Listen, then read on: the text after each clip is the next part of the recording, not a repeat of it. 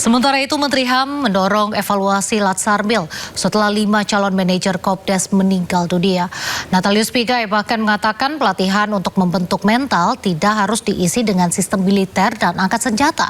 Sementara menurut Wakil Menteri Sekretaris Negara, ia mengatakan hal yang lain dari hal tersebut.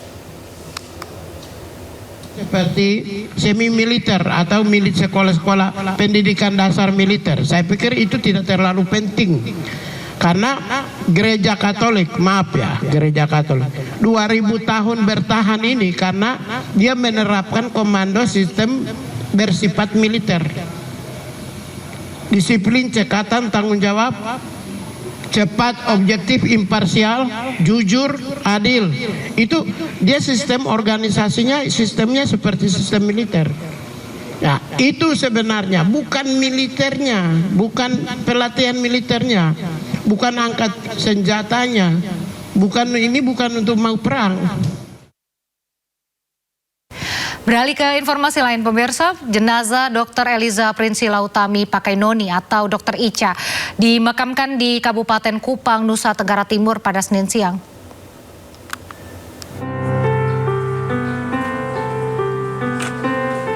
Misa pemakaman Dr. Eliza Prinsila Utami Pakainoni atau Dr. Ica dilakukan di rumah duka di perumahan RSS Baumata, Kabupaten Kupang, Nusa Tenggara Timur, Senin siang.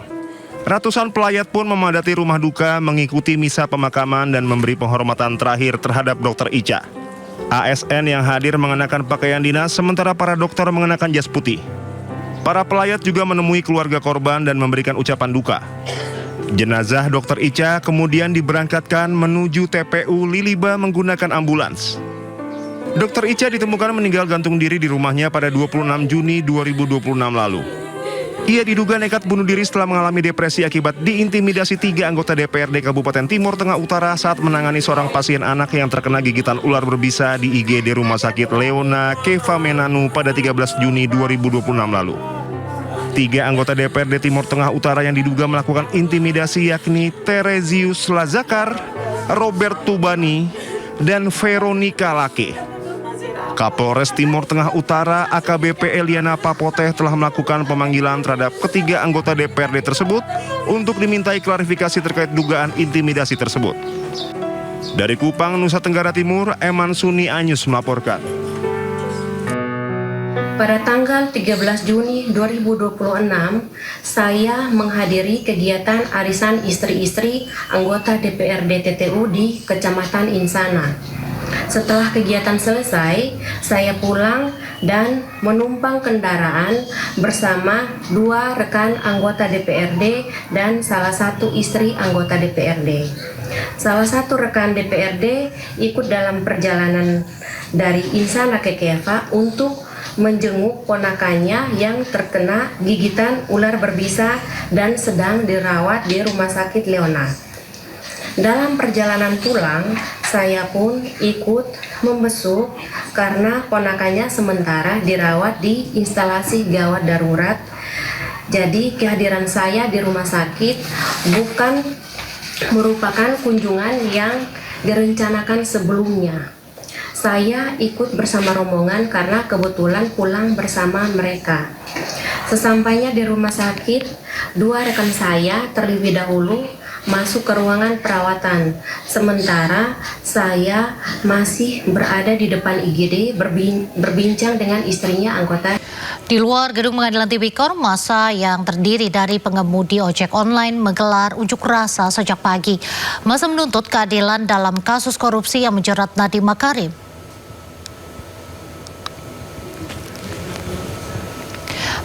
Mengenakan jaket ojek online dan membawa spanduk berisi berbagai pesan, massa berorasi menuntut keadilan untuk Nadiem Makarim. Massa menggelar aksi di bawah pengawasan aparat keamanan.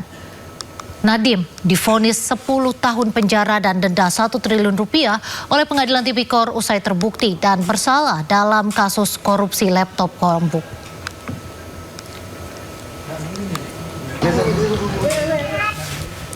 Sebelum menjalani sidang vonis, Nadiem sempat menemui massa ojol yang datang untuk memberi dukungan kepada mantan bos Gojek tersebut.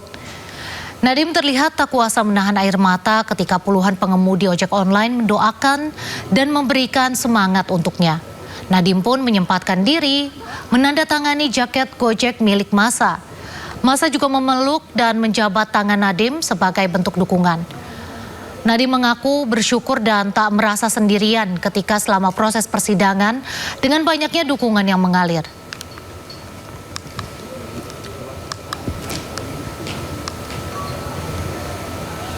Kita beralih ke kasus lain. Pemirsa, hari ini sidang pra-peradilan kasus tudingan ijazah palsu Joko Widodo dengan tersangka Roy Suryo kembali digelar. Setelah sidang perdana kemarin, hari ini sidang kembali digelar di Pengadilan Negeri Jakarta Selatan. Sidang mengagendakan mendengarkan tanggapan dari termohon Polda Metro Jaya. Polda Metro meminta hakim menolak seluruh gugatan Roy Suryo karena menganggap gugatannya tak berdasar. Ada hoax bahwa yang dimohonkan buktikan. Siap. Oke, ya ini kuasa-kuasa hukum saya ya. Ada bukti. Kuasa lagi. Siap. Woi. Roy Suryo meminta Hakim Pengadilan Negeri Jakarta Selatan memutus penangkapannya tidak sah dan melawan hukum. Roy nanti akan memutar rekaman video penangkapannya di ruang sidang. Tapi tiba-tiba para penyidik itu langsung naik, bahkan langsung masuk kamar tidur. Tersangka kasus tudingan dugaan ijazah palsu Jokowi Roy Suryo menggugah pra-peradilan Polda Metro Jaya terkait sah atau tidaknya penangkapannya.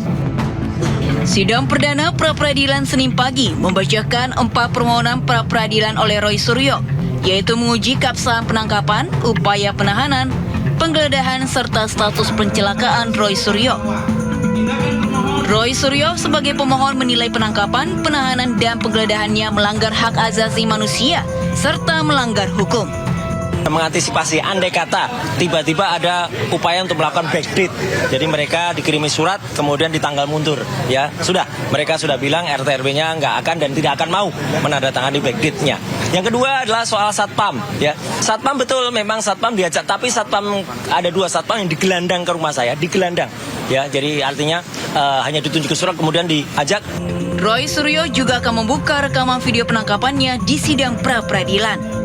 Akan minta kepada pihak Pengadilan Negeri Jakarta Selatan untuk memberikan kami fasilitas berupa layar sehingga video-video yang menggambarkan proses penangkapan, penahanan, terutama penangkapan di rumah kediamannya Mas Roy itu akhirnya nanti kami buka kepada publik. Roy Suryo dan Dr. Tifa ditangkap Polda Metro Jaya Jumat 19 Juni. Karena kondisi kesehatannya menurun, maka Kejaksaan mengabulkan penangguhan penahanan Roy dan Tifa. Hakim juga menargetkan akan membacakan putusan pada tanggal 7 Juli 2026. Dari Jakarta, Tim Liputan iNews melaporkan. Rismon Sianipar menyebut sidang pra-peradilan Roy Suryo untuk mengulur sidang fitnah ijazah. Tudingan Rismon ditangkis Abdul Ghafur Sangaji. Pengacara Roy itu menyebut sidang memang baru bisa dimulai jika pra-peradilan sudah selesai.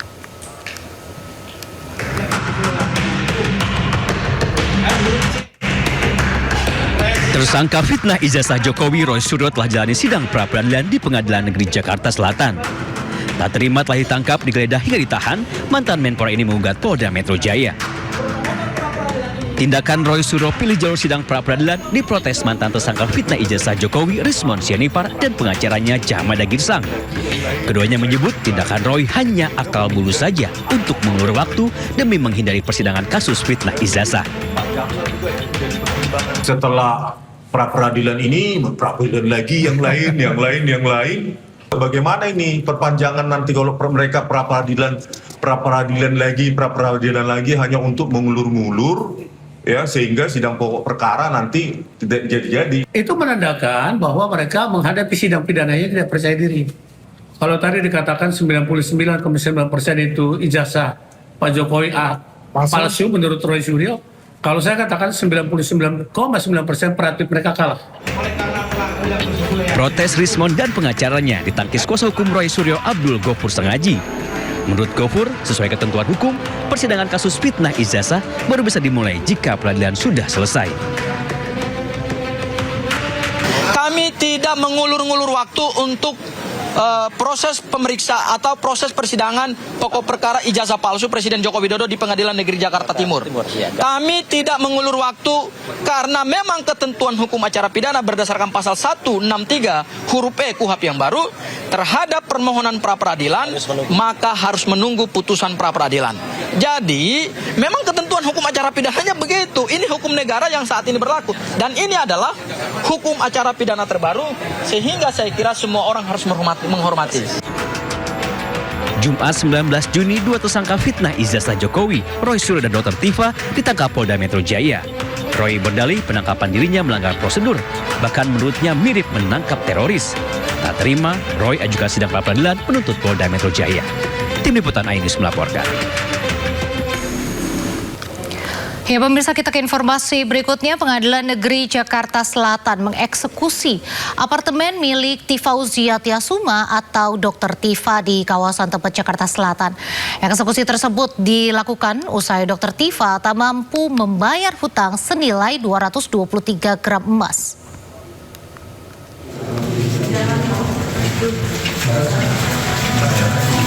Usai gagal bayar kasus hutang piutang dengan seorang wanita bernama Sofia, apartemen milik Dr. Tifa di kawasan Tebet, Jakarta Selatan akhirnya disita jurusita Pengadilan Negeri Jakarta Selatan Senin siang. Eksekusi unit apartemen di lantai 26 tersebut dilakukan usai Dr. Tifa tidak dapat membayar utang sebesar 145 juta rupiah yang telah dikonversi menjadi emas seberat 223 gram. Kejadian bermula saat Dr. Tifa dan Sofia Natali berkenalan di sebuah multi-level marketing obat herbal tahun 2014 silam. Namun tiba-tiba pada tahun 2019, Dr. Tifa meminjam uang sebesar 50 juta rupiah. Berjalan dengan waktu, selama 1 tahun itu uang yang udah saya transfer ke dia sekitar 145 juta. Tanpa ada perjanjian apa-apa antara saya dengan dia, cuman hanya kepercayaan aja ya. Dan kemudian di 4,5 tahun kemudian baru saya bikin perjanjian sama dia. Dan dia minta nyicil selama 12 bulan dari isi perjanjian itu. Tapi sampai akhir jatuh tempo dia one prestasi ya. Ya kemudian barulah saya akhirnya meng-hire kuasa hukum untuk menyelesaikan prosesnya. Selama proses sita aset dilakukan, tim jurusita tidak bertemu dengan Dr. Tifa, namun hanya bisa bertemu anak dari Dr. Tifa yang menandatangani beberapa dokumen. Dari Jakarta Selatan, Helmi Sajangbati, iNews melaporkan. Beralih ke informasi selanjutnya, pemirsa, di Treskrimum Polda Metro Jaya memeriksa selebritas Karin Novilda atau Aukarin sebagai saksi dalam kasus dugaan penipuan agen perjalanan umroh Hanania Group. Makasih ya. Makasih banyak ya. Aukarin datang ke Ditreskrim Polda Metro Jaya didampingi kuasa hukumnya pada Senin pukul 16.30 waktu Indonesia Barat. Aukarin diperiksa selama lebih kurang 3 jam dan dicecar 33 pertanyaan. Dalam agenda pemeriksaan tersebut, Aukarin menjelaskan perihal kerjasamanya dengan pihak Hanania Travel. Aukarin mengaku menerima uang saku selama perjalanan umroh sebesar 10 juta rupiah, namun sudah dikembalikan ke penyidik. Kami bekerja sama itu sekitar 2 tahun yang lalu dan mungkin kita nggak tahu pastinya seperti apa, itu penyidik yang tahu untuk aliran dana atau apapun yang digunakan pada saat waktu kami di-endorse atau barter pada saat waktu 2024 ke silam. Itu adakah aliran dana atau apapun itu, apakah uang segala macam itu untuk endorse kita dari jemaah atau apapun itu, kami tidak tahu menahu dan lebih baiknya kita ikut dan kawal aja kasus ini, kita percayakan pihak kepolisian aja. Sebelumnya sejumlah influencer juga diperiksa Polda Metro Jaya terkait kasus tersebut. Mulai Keino Angelo, komika Prasteguh Paula Verhoeven hingga pasangan Aliyah Mas Said dan Torik Halilintar, Dara Arafah hingga Davina Karamoy. Polda Metro Jaya sendiri telah menetapkan bos Hanania Travel Ahmad Syah Farhan atau ASF sebagai tersangka kasus dugaan penipuan dan penggelapan dana perjalanan umroh. Ia dijerat pasal dugaan penipuan dan atau penggelapan dan atau tindak pidana pencucian uang. Tim Liputan iNews melaporkan. Kementerian Pertahanan akhirnya mengubah kurikulum program Sarjana Penggerak Pembangunan Indonesia. Latihan yang awalnya merupakan latihan dasar militer untuk calon manajer koperasi desa berubah menjadi latihan bela negara dan manajerial. Perubahan kurikulum diterapkan menyusul evaluasi penyelenggaraan program. Para peserta program SPPI kini lebih banyak mengikuti materi kepemimpinan, disiplin, kerjasama, wawasan kebangsaan, dan manajerial. Hal ini sebagai bekal menjadi calon pengelola koperasi desa, kelurahan, dan kampung nelayan Merah Putih. Kemenhan juga membantah adanya pelatihan militeristik dalam program ini. Kegiatan fisik yang diberikan hanya berupa latihan dasar kedisiplinan. Militeristik itu tidak ada, yang ada hanya pelatihan kedisiplinan. Jadi sudah biasa bagi seorang siswa kalau di tempat pendidikan ini pagi bangun pagi, setelah selesai ibadah menunggu apel, latihan baris berbaris. Itu yang melatih kedisiplinan dari situ, melatih kekompakan dengan seluruhnya. Terkait tadi disampaikan kegiatan militeristik tadi, saya bisa pastikan bahwa itu tidak ada di lembaga pendidikan ini. Jadi sejak awal para siswa itu datang di Pusdikes, sudah semuanya kita laksanakan pemeriksaan kesehatan awal. Dari situ kita sudah mulai menandai mereka-mereka yang punya perhatian khusus atau penyakit-penyakit tertentu yang masih memerlukan pendampingan. Jadi sejak awal sudah kita beri tanda dan sudah kita melekatkan personel kesehatan di tiap-tiap kelas yang ada di mereka. Kami aktif. Tiap pagi para dokter masuk ke dalam bara. Kemudian kami tugaskan juga mereka mengecek tentang gizi yang diberikan kepada seluruh siswa. Kebersihan menjadi tanggung jawab dan satsis dalam saat ini. Dan tiap malam, tiap hari kami evaluasi kegiatan tiap hari. Dan alasan ikutnya karena kan kita udah udah menjalani tes ya.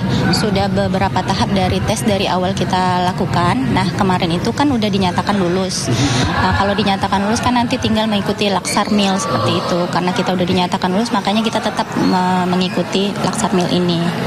Dan ketika kita sampai di sini kita langsung mengkonfirmasi bagaimana keadaan fisik dari kami. Tidak, untuk seluruh peserta, misalnya setiap hari ada setiap pagi mulai dari kita apel pagi itu selalu nanti pembina kan nanya dulu siapa yang ada keluhan. Nah kalau misalnya ngerasa badannya kurang fit nanti disuruh bergeser, kemudian nanti akan diajak ngecek.